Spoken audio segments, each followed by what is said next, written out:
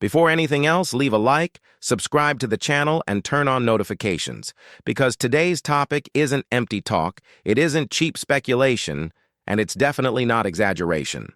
What's happening right now in the NBA involves big decisions, massive players, and a domino effect that could change the direction of more than one franchise. If you like understanding what's really behind the moves, this video is for you. Let's start with the point no one can ignore anymore. Giannis Antetokounmpo and the Milwaukee Bucks.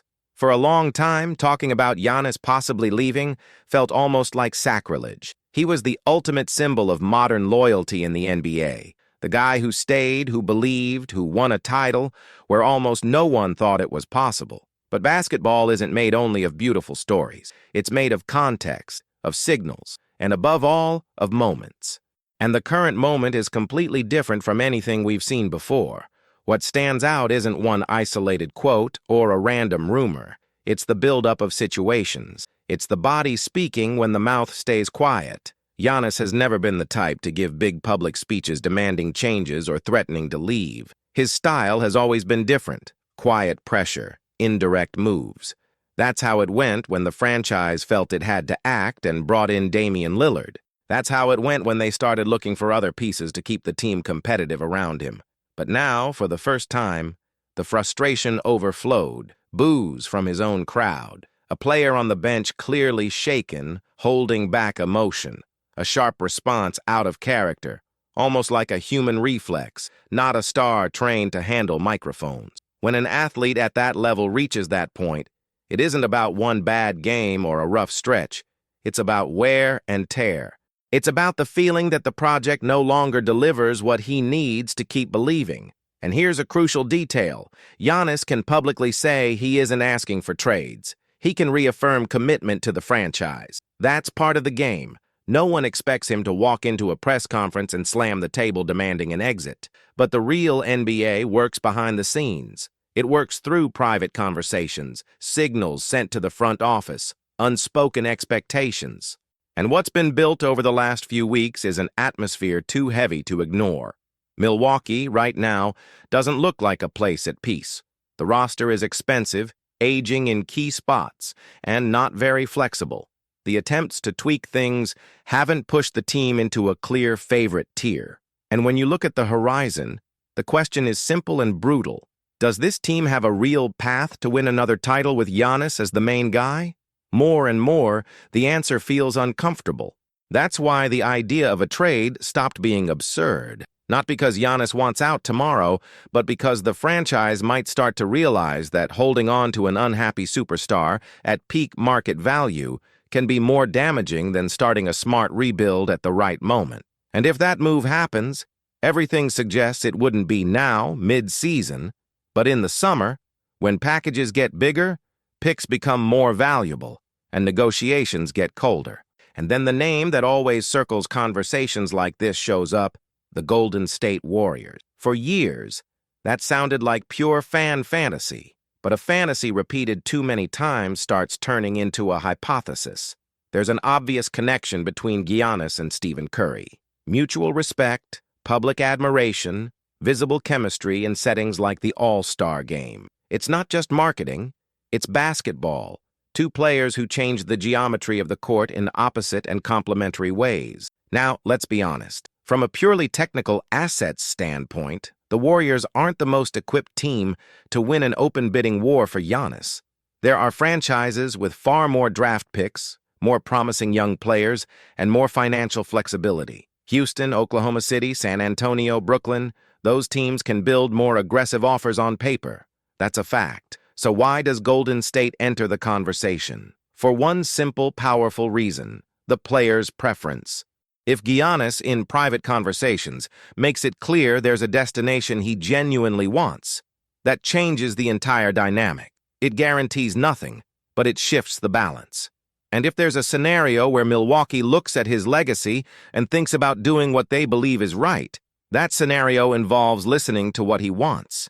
Picture the perspective. Giannis, after 13 seasons in one place, champion, MVP, Defensive Player of the Year, decides he wants one last great title run alongside one of the greatest players in history, Steph Curry. That isn't running away. That's a closing chapter narrative.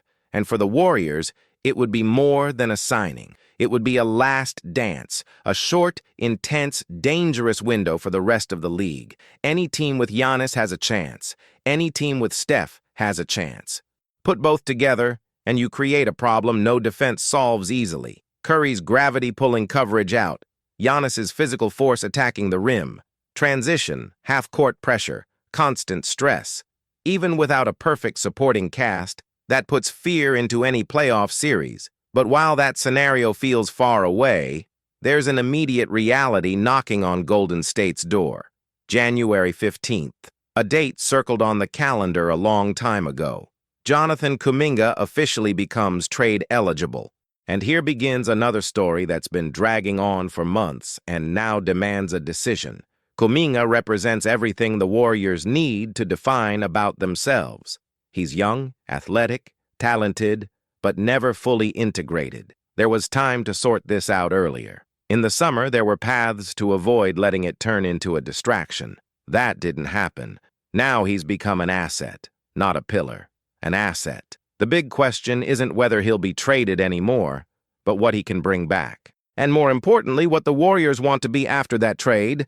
There's the possibility of simply using his contract to bring in an expiring deal, ease the payroll, and keep flexibility. There's the option of chasing an immediate impact piece to maximize the veteran window. And there's the risk of doing nothing meaningful and getting stuck in a dangerous middle ground. The team has shown it's competitive. It's above 500, fighting for the playoffs, beating good opponents, but it's also shown clear limits, especially offensively in clutch moments. It lacks consistent scoring. It lacks someone who takes pressure off Steph, and that problem won't fix itself. The question hanging over the front office is direct. If not now, when? If you don't use Kuminga, picks, and contracts to improve the team while you still have Steph, Jimmy Butler, and Draymond Green playing at a high level, then what's the real plan? To wait for the natural end of this era without trying for one last jump. This is where the conversation truly heats up, because options exist, prices are on the table, and indecision sends a message too. And that message can be more dangerous than any bad trade. We'll keep going in a moment, breaking down exactly how this Kuminga situation can play out, which scenarios make sense, and how it connects, directly or indirectly, to the distant but not impossible dream involving Giannis. When you look at Jonathan Kuminga's situation with a colder eye, it becomes clear it stopped being just about developing a young talent. It turned into a franchise identity issue. The Golden State Warriors today live on a delicate balance between past, present, and future. And Kuminga's contract sits right in the middle of that scale. For a long time, the idea was simple. He would be the bridge between the Steph Curry era and whatever came next. Athletic, explosive, defensive upside, and the ability to create his own shot. But potential, in the NBA, has an expiry date. There comes a moment when it either becomes real production or it becomes currency. And the Warriors have reached that exact point. What makes it more tense is that the team has already shown it isn't bad, far from it. It's a competitive, organized roster with leadership and experience. But it also showed it isn't dominant. Something is missing. That player who, when the offense stalls, simply takes the ball and solves it.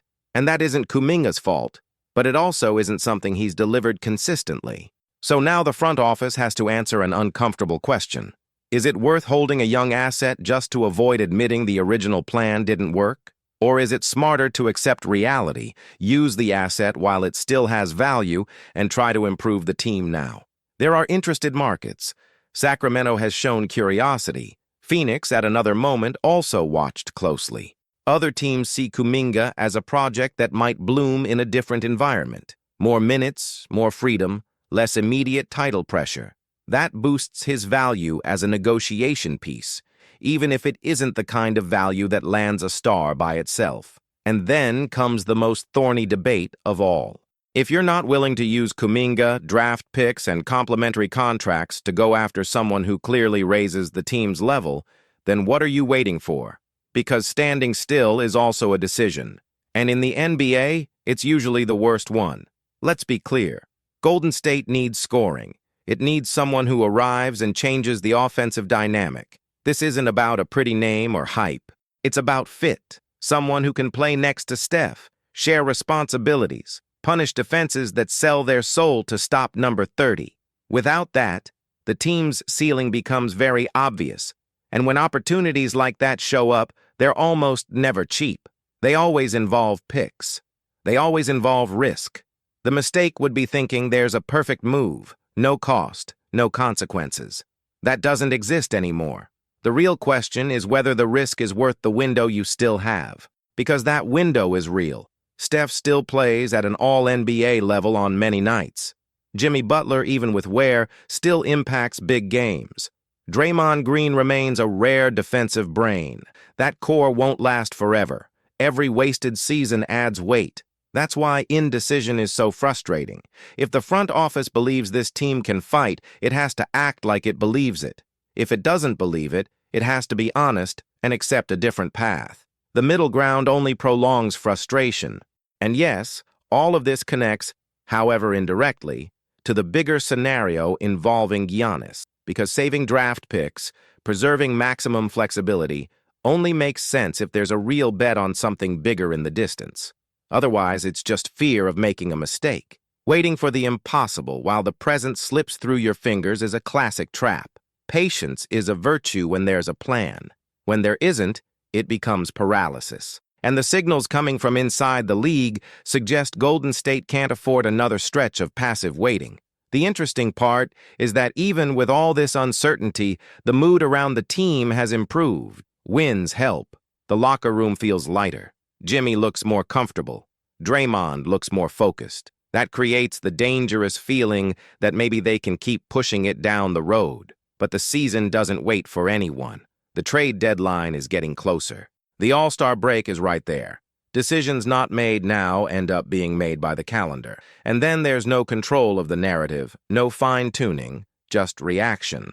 When you look at the Western Conference, you see a landscape that's open but ruthless. Nobody is unbeatable, but almost everyone is armed. Being one step behind is enough to fall into the play-in, enter the playoffs exhausted, or simply fall short. That's why the Kuminga story isn't only about him. It's about what the Warriors want to be over the next 2 years. A team that takes a risk for one more title run, or a team that preserves assets while watching its brightest era slowly fade. And deep down, it all comes back to the same question that opened this debate with Giannis.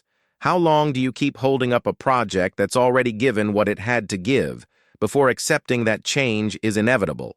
Milwaukee is facing that question right now. Golden State is about to face it too. And the way each one answers will shape not only the end of this season, but the legacy of an entire generation. If you made it this far, it's because you understand these stories aren't simple or linear. They cross, collide, and transform. And the next few days will say a lot about who had the courage to act and who chose to wait. So leave a like, subscribe to the channel, and turn on notifications, because this story is still far from over, and you won't want to miss the next chapters.